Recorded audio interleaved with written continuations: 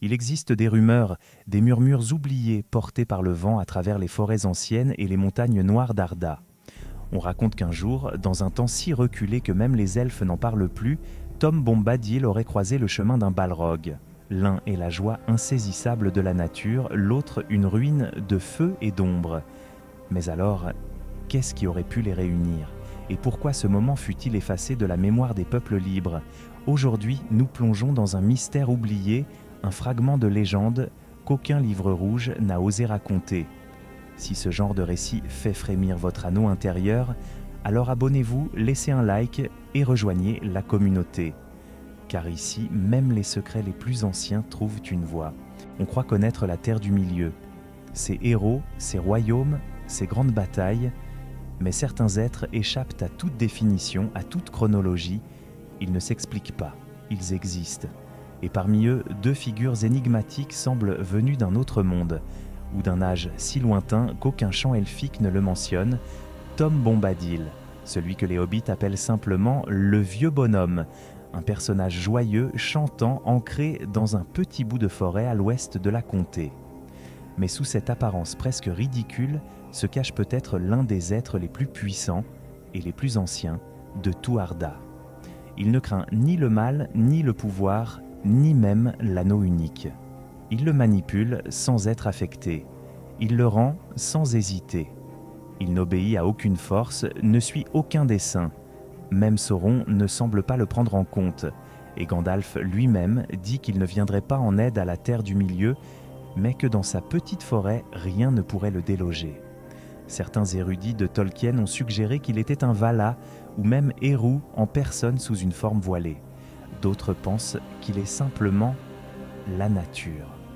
L'esprit de la terre, libre, indomptable, désintéressé. Face à lui, une autre créature d'un âge révolu, le Balrog.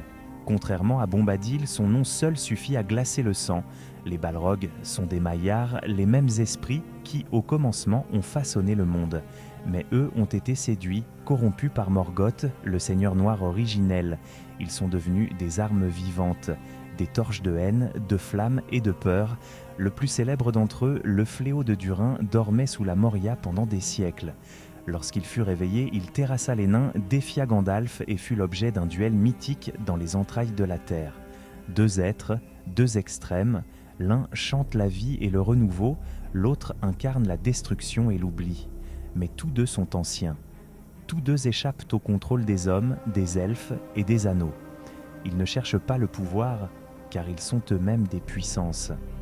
Peut-on alors imaginer une rencontre entre ces deux entités? Non pas un combat, mais un moment suspendu, une confrontation de présence, un dialogue entre le feu et la mousse, entre l'ombre et le chant. Que se dirait-il? Que se comprendrait-il? Les textes restent silencieux, mais parfois les silences disent plus que les mots. Et si vous aimez déchiffrer ces silences, si les zones d'ombre de Tolkien vous intriguent autant que ces batailles, alors abonnez-vous, laissez un like et suivez-nous dans les sentiers que même Gandalf n'a jamais foulés. Mais si cette rencontre a bien eu lieu, alors quand? Où, dans le vaste tissu du temps, ces deux êtres auraient-ils pu se croiser? Pour la comprendre, il faut quitter le Tiers-Âge, les Hobbits et la comté. Il faut remonter aux jours anciens, bien avant que les anneaux ne soient forgés, bien avant que Sauron ne prenne forme, car Tom Bombadil était déjà là. Il était là quand la mer recouvrait Beleriand, là quand les étoiles brillaient seules au-dessus des terres dévastées par Morgoth, peut-être même avant que les Valar ne descendent sur Arda. Alors, imaginons. Nous sommes à la fin de la Première Âge, Angband est tombé. Morgoth a été jeté hors du monde. Ses armées sont dispersées, écrasées par la colère des Valar. Les Balrogs, terrassés ou en fuite, se cachent dans les entrailles de la terre, engloutis par des abîmes sans nom. Mais tous n'ont pas péri. Certains auraient pu fuir vers l'est, loin des regards des elfes et des seigneurs de l'ouest. Blessés, errants, réduits à l'état de spectres incandescents, ils rampent sous les montagnes, attendant leur heure ou leur fin. C'est là qu'un d'entre eux aurait pu surgir. Un Balrog solitaire, traqué par la lumière, consumé de rage silencieuse, s'enfonçant dans des terres encore vierges, là où le pouvoir des Valar ne s'étend plus. Et qui habite ces terres? Un esprit libre, insoumis, chantant pour les rivières et les racines, Tom Bombadil. Peut-être n'avait-il pas encore fixé sa demeure dans la vieille forêt. Peut-être errait-il lui aussi, observant, écoutant, non comme un guerrier, mais comme un témoin. Et lorsqu'il sentit cette présence de feu et de cendre perturber l'harmonie du monde, il s'en approcha. Non par devoir, mais par nature. Pas pour combattre, pas pour vaincre, mais simplement pour être là. Une rencontre, dans un repli oublié du monde. Une clairière, une caverne, un seuil. Le Balrog, faible mais toujours redoutable, découvre une force qu'il ne peut brûler, une voix qu'il ne peut faire taire, et face à lui, Tom Bombadil égal à lui-même, joyeux, tranquille et terriblement inaltérable. Aucun chant n'a conservé trace de ce moment, aucun chroniqueur n'en a parlé, et pourtant, quelque part, peut-être la Terre s'en souvient. Si ces hypothèses vous fascinent autant que les batailles d'antan, alors ne laissez pas ce mystère sombrer dans l'oubli. Abonnez-vous, laissez un like et suivez-nous dans les recoins de la légende où même les yeux de l'aigle ne se posent plus. Imaginez, un lieu oublié, à l'orée d'un monde qui ne connaît ni nom ni carte. Pas une bataille, pas une scène grandiose, mais un instant suspendu. Une tension qui précède le choc et qui pourtant ne débouchera sur aucun affrontement. Là, dans la pénombre humide d'une ancienne forêt, un Balrog avance. Ses pas calcinent la mousse, ses souffles embrasent les branches. Il est seul, chassé, blessé peut-être, mais toujours aussi terrible. Une relique de la colère de Morgoth, une haine vivante, compacte, déformée par des siècles de fuite et de feu, et devant lui un être que rien ne semble troubler. Vêtu de jaune et de bleu, les pieds nus sur la terre noire, Tom Bombadil le regarde venir. Il ne prend pas la fuite, il ne brandit aucune arme. Il chante doucement, peut-être une mélodie absurde, sur les racines ou les pluies de printemps, et pourtant cette voix a le pouvoir de calmer l'eau, d'arrêter le vent et de tenir tête à l'anneau. Le Balrog s'arrête. Il sent que cette créature n'est pas un homme, ni un elfe, ni un Maïa. Elle n'est pas là pour se battre, ni pour juger. Elle est simplement là, inaltérable, incorruptible, indéfinissable.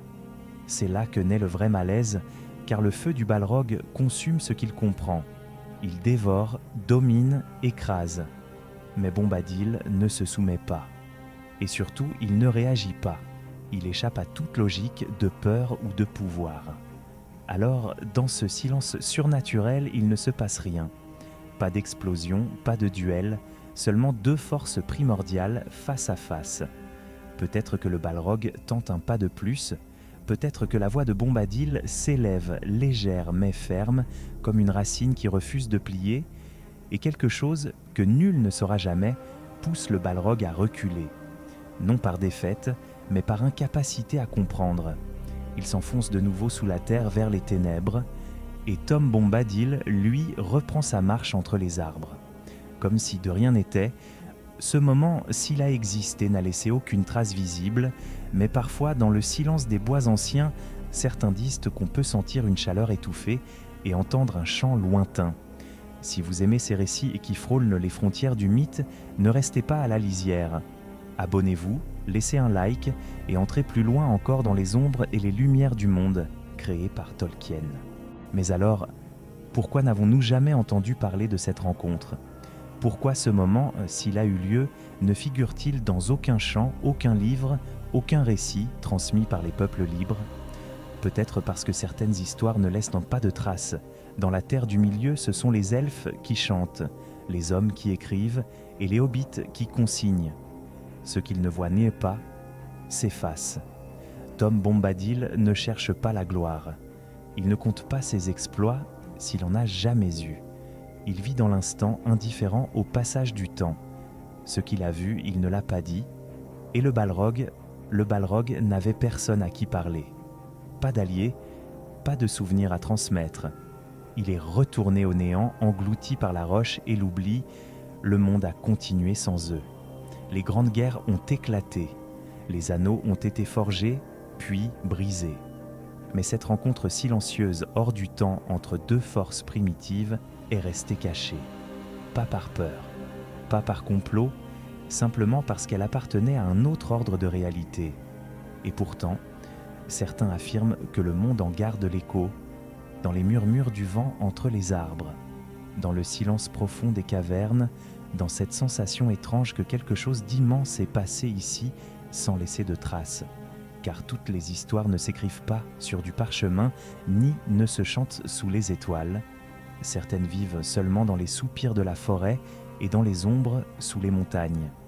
Si vous aussi, vous aimez ces récits qui ne figurent dans aucun livre rouge, mais qui hantent les interstices du monde de Tolkien, abonnez-vous, laissez un like et continuez ce voyage avec nous. Après tout, même une simple pierre au bord d'un chemin peut cacher un souvenir oublié du premier âge.